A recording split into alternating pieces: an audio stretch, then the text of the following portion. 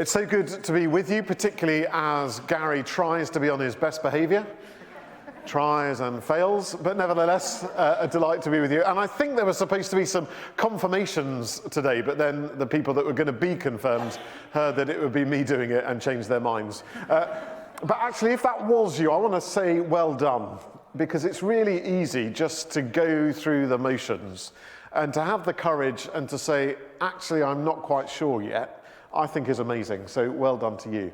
And I have to say, it was worth coming this morning just to hear Martha's testimony. So Martha, as I've prayed, may the Lord continue to bless you. And it is so wonderful to be back here at Holy Trinity.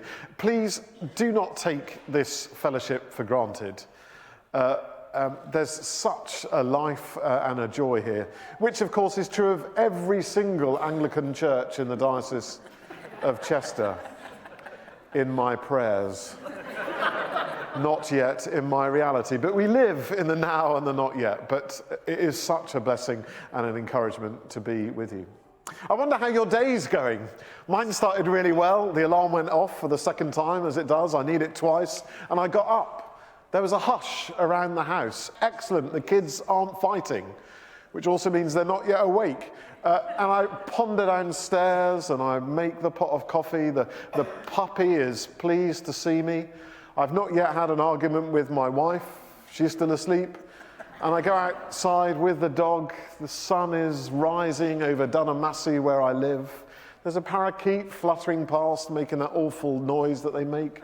And there are buzzards and jackdaws heading off for a day, talking to each other about where the best worms are. My favourite, the lapwings, are wheeling round in the sky. The puppy is being obedient and coming back to me when I call.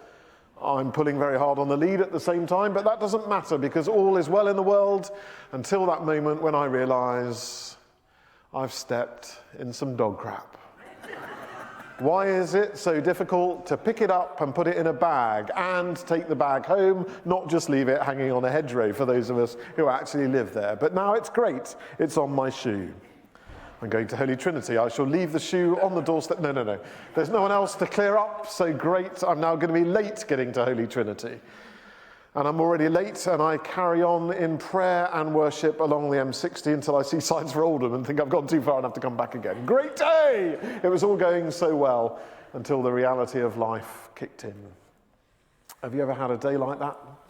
When you're at school and the lesson's gone well, you've got more merits than the irritating person who sits next to you, and you go to pack your bag and the water bottles leaked everywhere. Great, soggy day.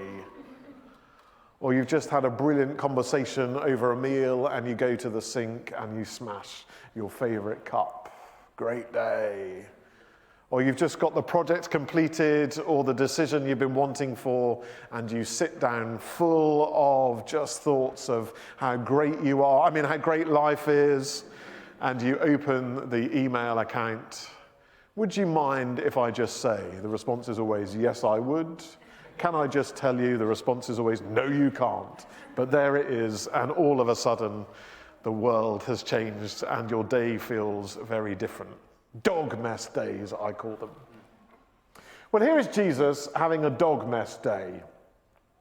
In the previous chapter, he's been walking around doing amazing things. This guy, Jairus, comes forward and says how his girl is ill. And then as Jesus is just about to respond to that, he's got this sense that someone has touched him, which is a bit ridiculous because he's been jostled by a crowd. All kinds of people are touching him, and yet he knows there's something different about this one. And he says, "Who's touched me?"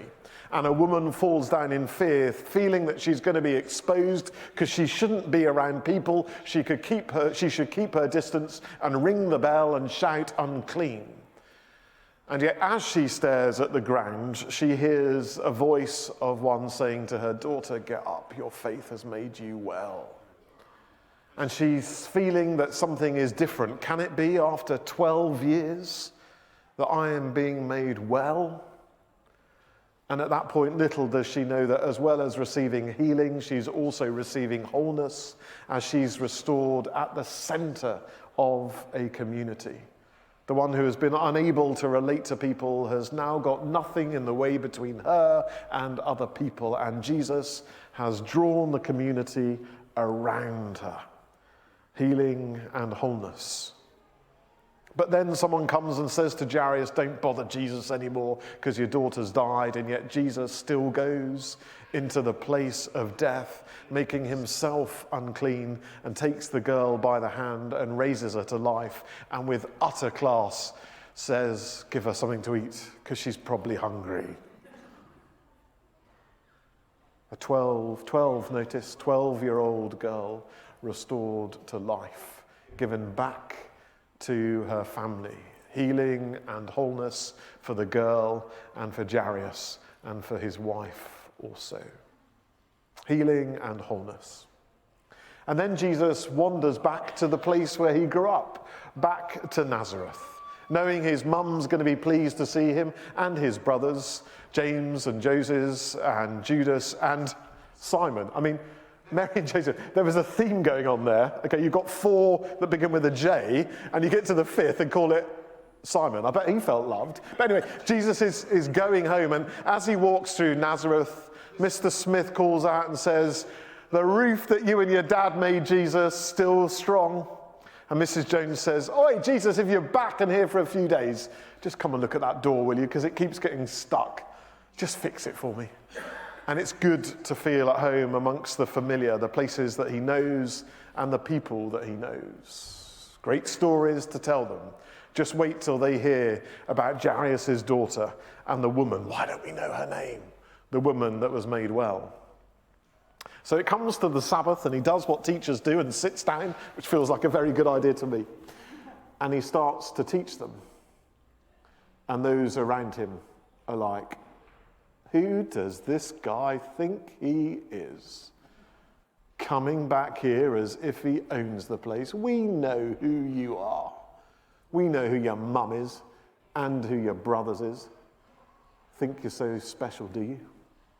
Reminds me a bit of the beginning of John's Gospel, where John says the one who created the whole world comes to the world that he has made, and the world does not recognize him.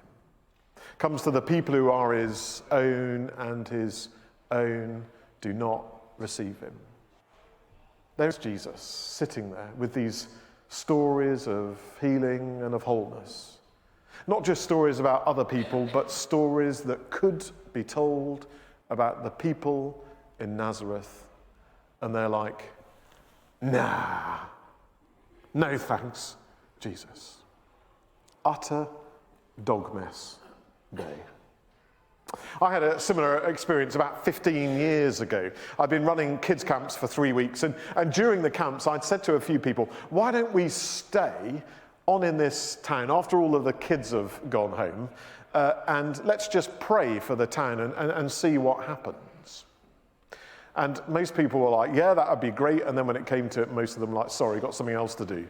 You know, oxen I've just bought, or a field I've just purchased, that kind of stuff. So a few of us stayed.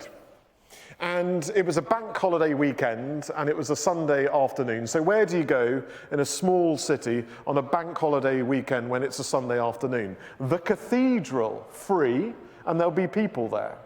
So we went along to the cathedral, and the reading they read was exactly the one we've just had today, where it goes about Jesus sending out the disciples in 2. Take a stick and a pair of pants and a toothbrush, but you don't need loads of other stuff, and live by faith. See what happens. Where you get a welcome, stay there. Where you get rejected, well, shake the dust off and off you go. The 2 friends with me were not Anglican. They are Pentecostal.